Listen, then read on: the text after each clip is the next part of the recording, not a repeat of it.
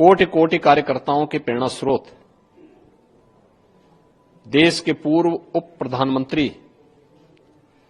आदरणीय श्री लालकृष्ण आडवाणी जी को भारत रत्न से सम्मानित किए जाने का निर्णय अत्यंत अभिनंदनीय है। सार्वजनिक जीवन के दशकों की सेवा,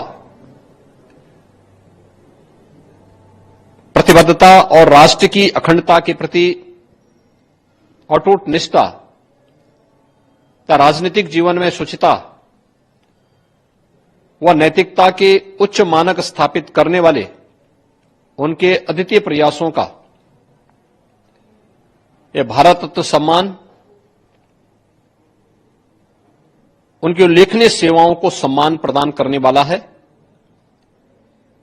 राष्ट्रीय एकता और सांस्कृतिक पुनरुत्थान की दिशा में किए गए उनके अथक प्रयास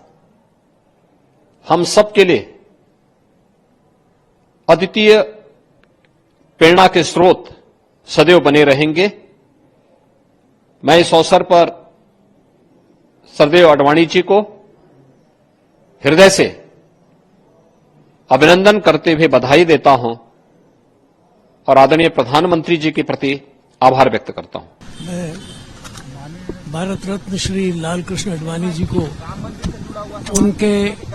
इस आज के उनको जो सम्मानित किया गया है उसके संदर्भ में उनका अभिनंदन करने यहाँ आया था और उनके सम्मान से हमें व्यक्तिगत तौर पर और देश के लाखों करोड़ों लोगों को इससे बहुत आनंद हुआ है और उसी की अभिव्यक्ति करने में उनके पास आया था। मुझे भी बहुत अवसर मिला जीवन में भारत रत्न श्री अटल बिहारी वाजपेयी,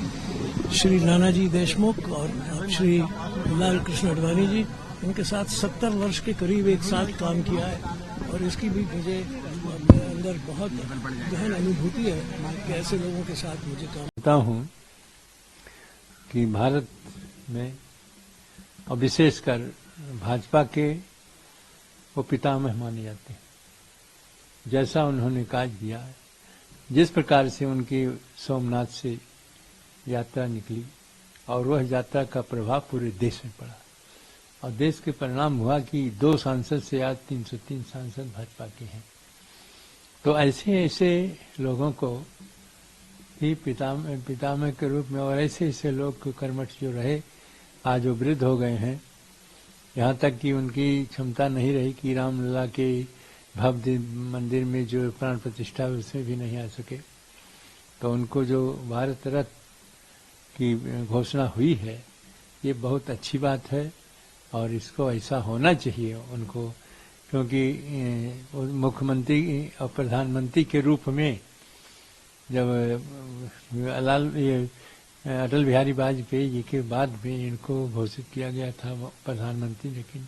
इन्हीं के नाम से चुनाव लड़ा गया लेकिन वो सफलता नहीं मिली। तो ये सब अपने अपने कार्यों में बहुत ही सक्षम रहे, बहुत सी रहते हैं, वो आज भी सक्रिय हैं। फिर भी उनके जो दिया जा रहा है भारत रत्न की उपाधि वो बहुत ही सराहनीय है, वंदनीय है और मैं सोचता हूँ कि ऐसे माननीय प्रधानमंत्री जी को चाहिए कि जो जो ऐसे लोग हैं जो इस देश के लिए अपने शरीर को अपने पूरे जीवन को समर्पित किए उन सभी को देना चाहिए भारत रत्न। और विशेषकर तो मुरली मनोहर जोशी जी ने जो कार्य किया है और जो उनका भी वही अवस्था आ गई है।